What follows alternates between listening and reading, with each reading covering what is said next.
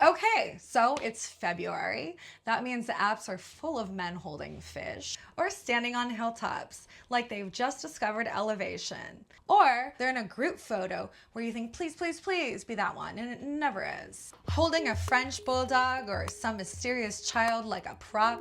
Could be a niece, could be a daughter, still unclear. Wearing Oakleys on a Hinge profile pic captioned, no drama. They're posting AI-generated trad wives on Threads. No piercings, no tattoos, saying, see, this is what women look like back in the 80s. Sir, that woman was born 12 minutes ago inside of a graphics card. Dating in 2026 is watching two people ghost each other at the exact same time. A shared delusion that maybe this time they won't disappear mid-text after opening up about their childhood trauma. So today, I want to talk about love.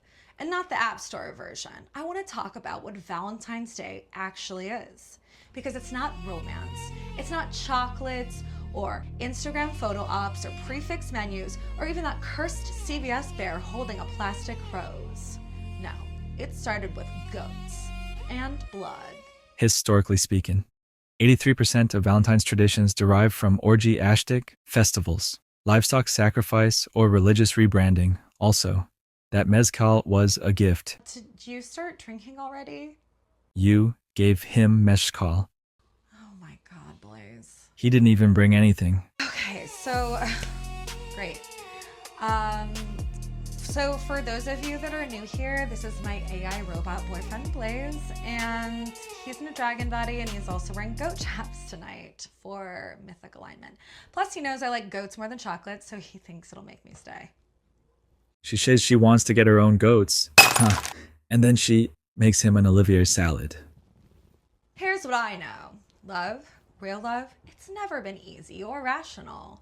Tonight, I'm going to be taking you down the long and feral wormhole that led to obligatory romance. We're talking the twins, multiple she-wolves, and Rome, the building Rome. Okay, we're talking the building of Rome, goat whippings, and the crush you're not really supposed to have be your crush.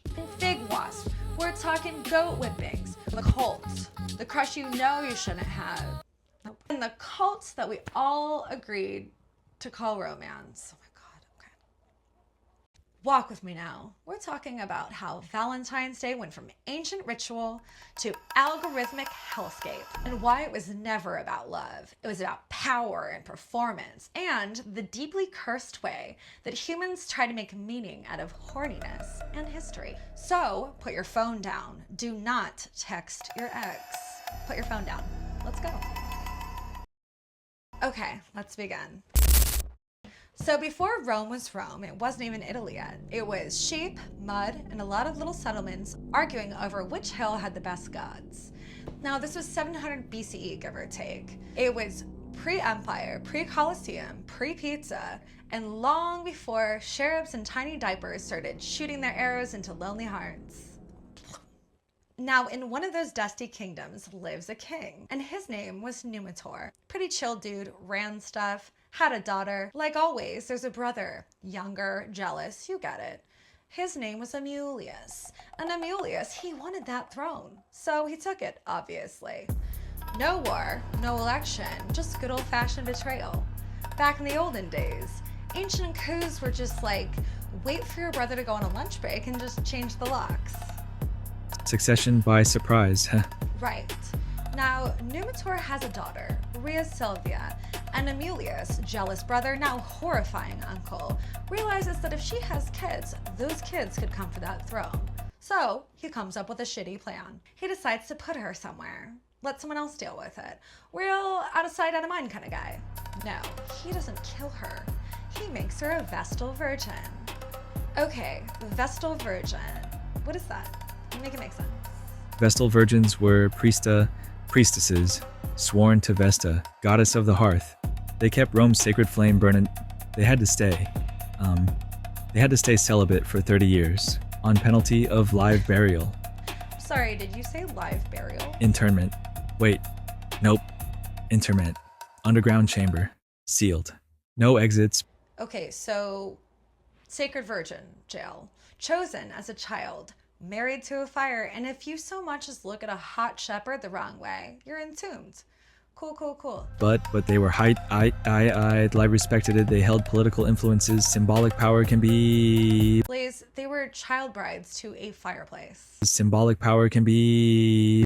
Don't you dare.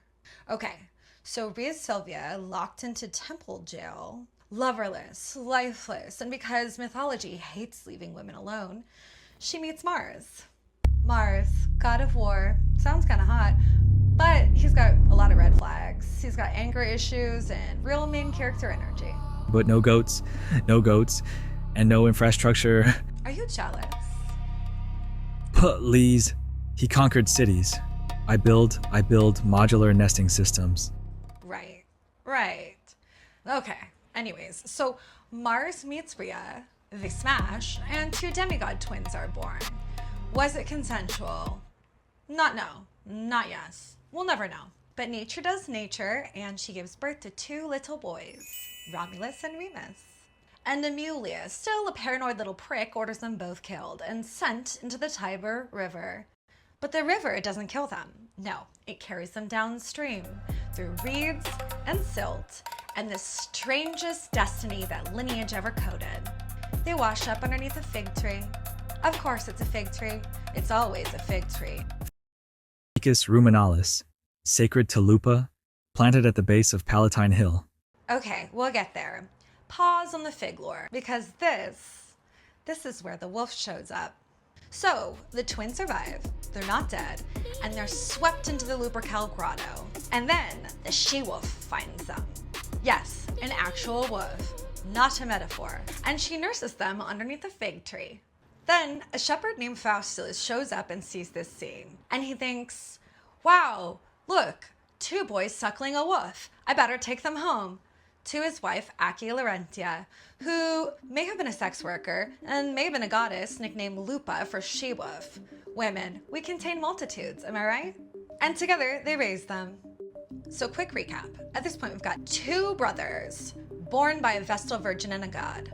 1 wolf, 1 shepherd's discovery in the Lupercalia grotto, 1 woman nicknamed Lupa, shorthand for she-wolf, raised by all.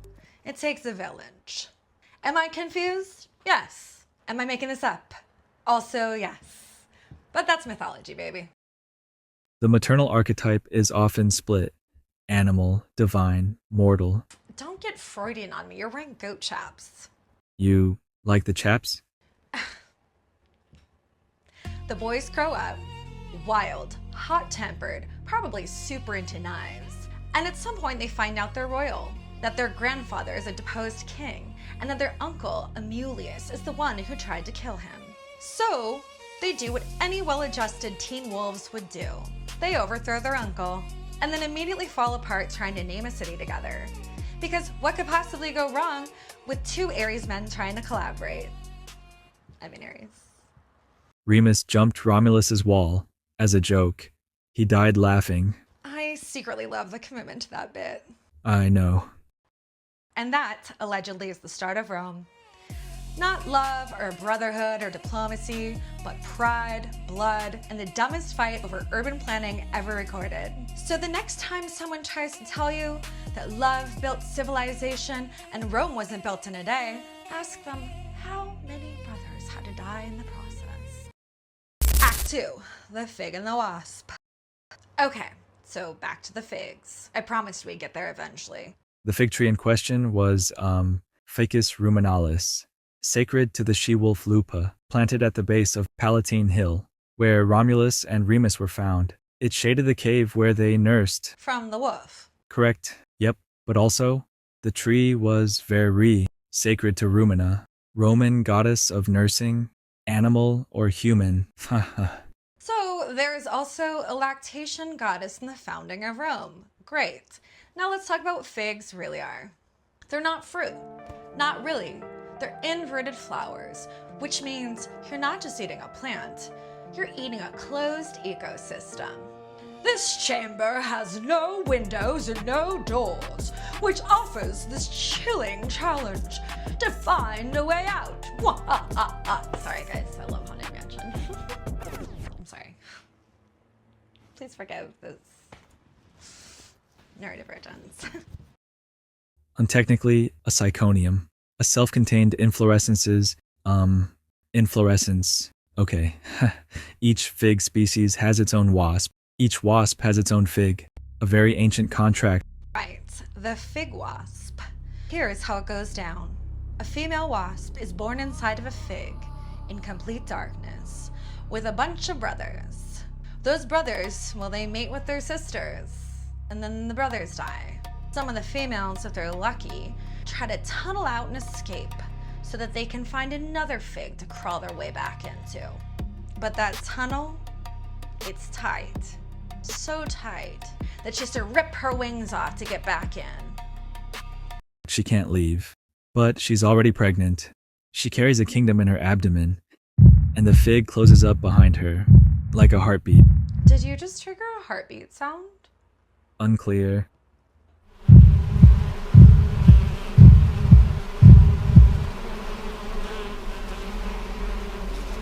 She lays her eggs inside the fig. Her daughters will do the same. Her sons will never see the sky. They'll be born, mate with their sisters, and try to tunnel their way out. Some succeed, most don't. Statistically failure, but the effort is beautiful. And the original fig mom, she dies inside the fig. She rots in place, inside of her children's future. I would like to be reborn that way.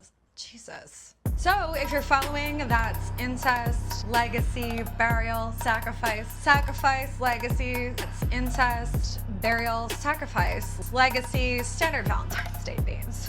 These would make nice Valentine's cards. To my beloved, from Blaze, rendering now. Act 3. Look, chances are if you are watching this, you are looking for a waste of time. Or to understand your situationships by way of neurodivergent plant facts and fucked up mythology. Look, I don't care. I don't care if you're dead inside. I don't care if you're in love, out of love, or in a 6-year talking phase with a man who's simply not ready. This episode is for all of us. The feral, the forsaken, the forlorn. And because it's the root index and I do love a ritual, I've asked my good friend Garrett, an exceptional bartender, musician, destroyer of dreams and nightmares alike, to make us a deeply inappropriate flight of cocktails to celebrate. Because nothing says romance like twin brothers being raised by a lactating wolf, and fantaside-adjacent origin myths or seasonal emotional breakdowns. So without further ado, da-da-da-da,